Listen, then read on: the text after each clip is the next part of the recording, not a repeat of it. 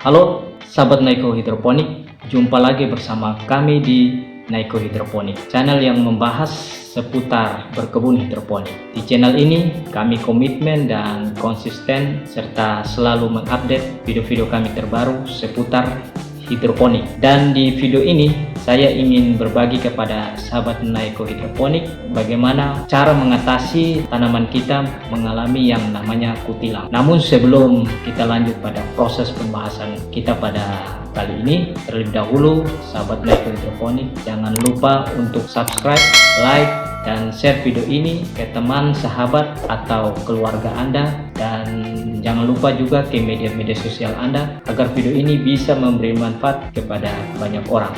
Oke, salam hijau, salam pertanian.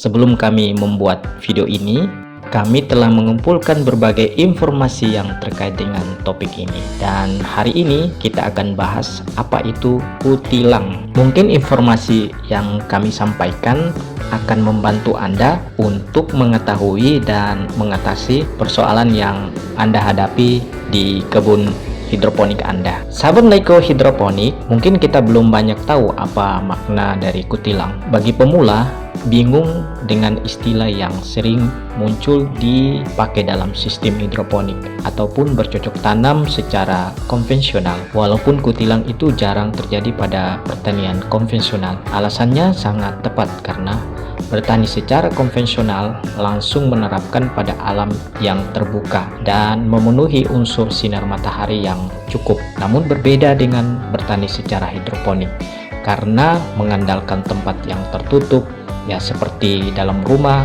ataupun menggunakan greenhouse. Kutilang adalah singkatan dari, ya kepanjangannya maksud saya, kurus tinggi langsing. Dan sahabat Naiko Hidroponik perlu tahu bahwa sebutan ini hanya ada loh di Indonesia, jadi di tempat lain nggak ada. Ya biasa orang Indonesia kan suka yang membuat istilah-istilah yang baru gitu loh.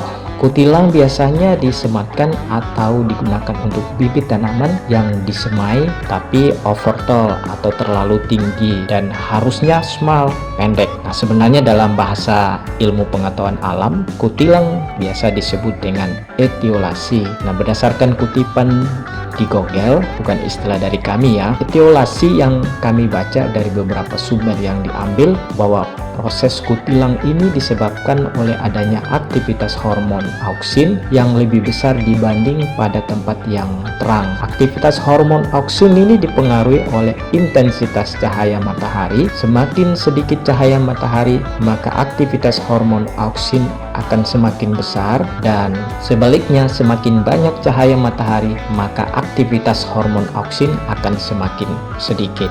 Nah, hal ini disebabkan karena cahaya matahari dapat merusak hormon auksin. Nah, hormon auksin berfungsi untuk memacu pemanjangan sel. Jadi semakin banyak aktivitas hormon auksin, maka pertumbuhan tanaman akan semakin cepat dan sebaliknya. Hal inilah yang menyebabkan pertumbuhan tanaman yang ditempatkan di daerah gelap lebih cepat dibanding di daerah yang terang. Nah, peristiwa ini disebut dengan etiolasi. Kemudian cahaya merupakan sumber energi dalam fotosintesis. Tanpa cahaya, tumbuhan tidak akan mampu berfotosintesis dengan baik dan menyebabkan tumbuhan terganggu pertumbuhannya. Cahaya juga merupakan faktor penghambat pertumbuhan. Hormon auksin menjadi tidak aktif ketika ada cahaya. Hal ini menyebabkan tumbuhan yang ditanam atau disemai di tempat terkena cahaya matahari itu menjadi lebih pendek dibanding tumbuhan yang ditanam di tempat gelap. Nah, kekurangan cahaya pada saat perkecambahan akan menyebabkan gejala etiolasi, di mana batang kecambahan akan tumbuh lebih cepat tetapi lemah dan berwarna kuning pucat. Nah, sahabat Naiko Hidroponik, agar Anda bisa mengetahui tanaman yang tanam itu baik-baik saja dan tidak mengalami yang namanya proses etiolasi, Anda bisa melihat ciri-ciri tanamannya sebagai berikut. Yang pertama, tinggi batang kira-kira 1 cm.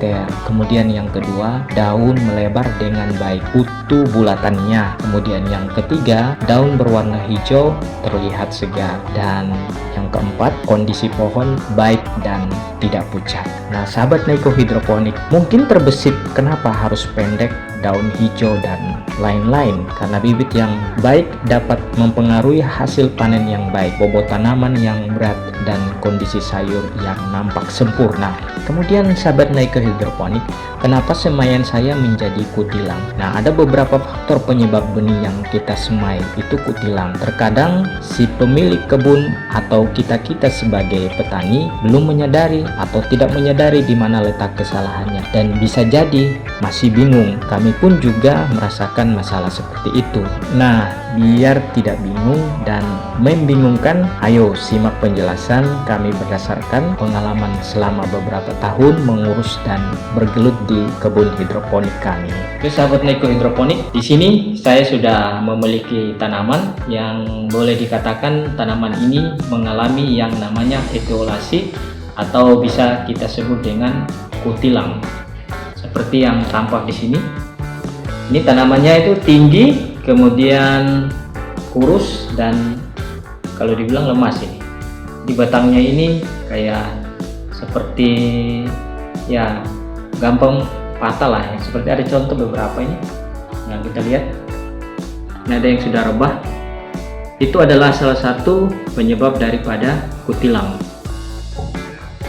Nah, pertanyaannya adalah apakah sahabat Neiko Hidroponik juga mengalami hal yang sama saat kita proses menyemai tanaman kita atau memulai berhidroponik? Saya kira persoalan ini hampir sebagian besar kita alami. Apalagi misalnya kita adalah seorang pemula di dalam berhidroponik, karena ketika kita memulai berhidroponik banyak hal yang harus kita pelajari dan terutama terkait dengan proses menyemai. Nah, di video tadi saya sudah jelasin apa sih pengertian daripada kutilang dan sebenarnya penyebabnya apa sehingga tanaman kita itu bisa menjadi kutilang. Nah, di sini saya ingin mengulas dan membahas terkait dengan hal itu, tetapi berdasarkan pengalaman kami. Jadi bukan saat kami membaca atau mendapat informasi itu misalnya di Google dan sebagainya, tapi ini berdasarkan pengalaman yang kami dapat terkait dengan kutilang. Dan sejak kami membangun bisnis kami di tahun 2017 memulai berhidroponik, kendala utama yang kami hadapi adalah masalah kutilang ini. Jadi di sini saya akan bahas tuntas-tuntasnya apa sebenarnya penyebab daripada kutilang. Nah, di awal tadi saya jelasin bahwa kutilang itu disebabkan karena faktor tanaman itu tidak menerima matahari dengan cukup. Nah, sebenarnya kalau kita lihat sumber matahari atau sumber daya matahari kita yang ada di Indonesia itu cukup banyak. Kita adalah negara yang dilewati oleh garis khatulistiwa. Jadi disinilah tempat matahari. Jadi kalau dikatakan kita mengalami kekurangan matahari, saya kira mungkin itu satu hal yang keliru. Apa sebenarnya yang menyebabkan sehingga itu terjadi kutilang? Oke, kita paham dan kita tahu bahwa kutilang itu disebabkan karena cahaya tanaman tidak menerima sinar matahari dengan cukup. Nah, di sini ada beberapa langkah yang kadang kita salah dalam melakukan kegiatan-kegiatan berkebun, khususnya kepada sahabat Neiko Hidroponik yang berkebun hidroponik. Yang pertama adalah pada saat proses menyemai. Di saat kita proses menyemai, ini pengalaman yang kami dapat dan bahkan kami pun diajarin seperti itu. Bang, kalau menyemai itu harus menggunakan benih yang kita semai itu harus ditutup dengan plastik hitam, kemudian ditempatkan di tempat yang gelap. Nah, sahabat Neiko Hidroponik perlu tahu bahwa proses dan langkah ini sebenarnya sangat keliru ketika kita meletakkan tanaman kita di tempat yang gelap dan ditutupi dengan ya plastik hitam lah, anggaplah seperti itu. Kemudian kita menaruhnya di tempat yang gelap. Padahal coba sahabat Neiko Hidroponik lakukan ya semacam penelitian kecil-kecilan lah di tempat Anda.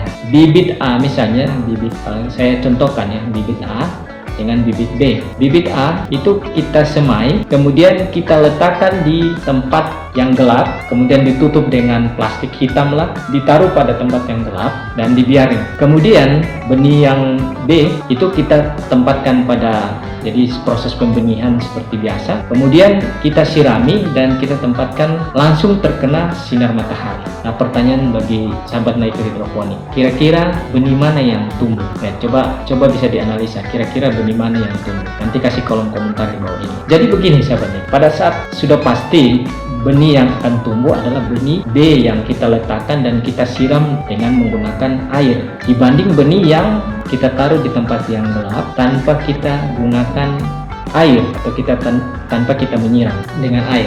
Nah, berarti kesimpulannya dari hasil penelitian yang kita buat tadi, ternyata benih itu tumbuh pemicunya sebenarnya bukan tempat yang gelap atau ruangan yang tertutup atau tidak terkena sinar matahari. Sebenarnya itu bukan pemicunya. Jadi benih yang tumbuh itu pemicunya itu karena disirami dengan air. Jadi sebenarnya pemicu utama benih itu tumbuh adalah air. Jadi kalau sahabat Naik Hidroponik menyimpannya benih itu tanpa dikenakan air, ya, tanpa tersentuh dengan air, kemungkinan besar benih itu tidak akan tumbuh. Tapi ketika benih itu akan kena air dan di tempat yang terbuka, bisa saja benih itu akan tumbuh. Ini satu hal yang keliru yang banyak dilakukan oleh para pemula hidroponik.